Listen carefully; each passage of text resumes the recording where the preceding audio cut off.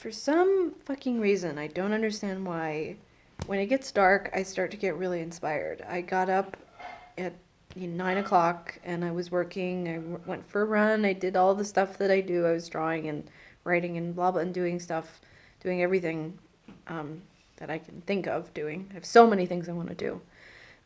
The day is too fucking short. And then the sun goes down and I get super inspired and I'm watching this documentary about turning the art world inside out, and I'm getting all these phrases and all these words that we are outsider artists, we are brute art. Brute art is raw art, expressive art that just comes from your soul. That's what performance is, that's what my art is. I painted my little fantasy thing, it's not finished, and did a bunch of inspired writing. I would very much like to do video, like process video of doing our art, like filming the process, but I'm so shy. I'm so shy about, because whenever I start, I never feel like it's gonna turn out well. Yeah, so Bunny's about to make something lovely. How are you feeling today? Tell me. I'm good. You're good? I'm happy. You're happy? Yeah. See how happy I like brushing up. The happier he is, floor. the more he cleans the house. Isn't that funny? He's weird. Oh, it's all ready to go.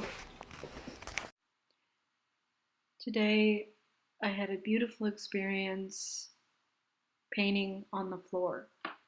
I just got up and immediately wanted to create something different.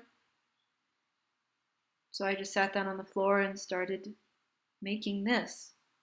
This is what I came up with. I'm inspired by the land that we've created. Very much about music, this glass bead game. I don't remember that. Music? What do you mean?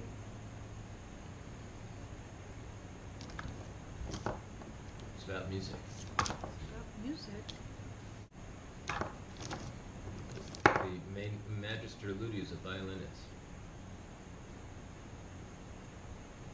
Violinist? Mm-hmm. Master Luigi? Ludi. Ludi? Magister Ludi Joseph Nacht. What is he trembling for? I'm just glancing through this, and it's hard to believe that I didn't remember that.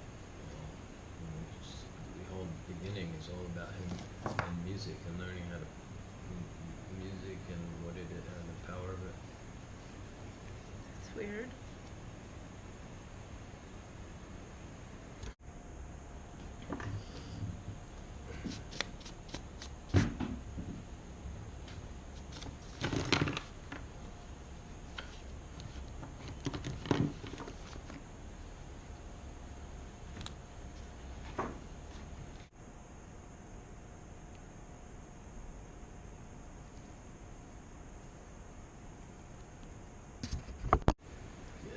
Sebastian Perrault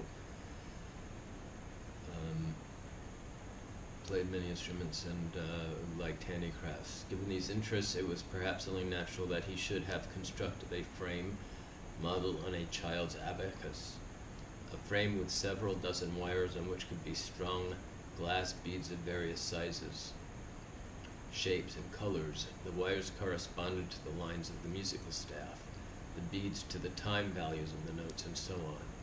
In this way, he could represent with beads musical quotations or invented themes, could alter, transpose, and develop them, change them, and set them in counterpoint to one another. In technical terms, this was a mere plaything, but the pupils liked it. It was imitated and became fashionable in England, too. For a time, the game of musical exercises was played in this charmingly primitive manner, and as is so often the case, an enduring and significant, institution, institution received its name from a passing and incidental circumstance. For what later evolved out of that student sport and Perrault's bead-strung wires bears to this day the name by which it became popularly known, the glass bead game. This is another piece that I worked on today. I started with watercolors and then just started drawing images that I saw in the watercolors. I'm very inspired to try to create things from my imagination instead of always looking at an image. Using an image for a reference to base a piece off instead to do pieces that come completely from me. I find that generally when we're not performing, I can't speak for Thoth, but I do know this in him, that we both like to be on our own and work on creative projects, being together, being creative, and then going off for a bike ride is a really lovely day for me.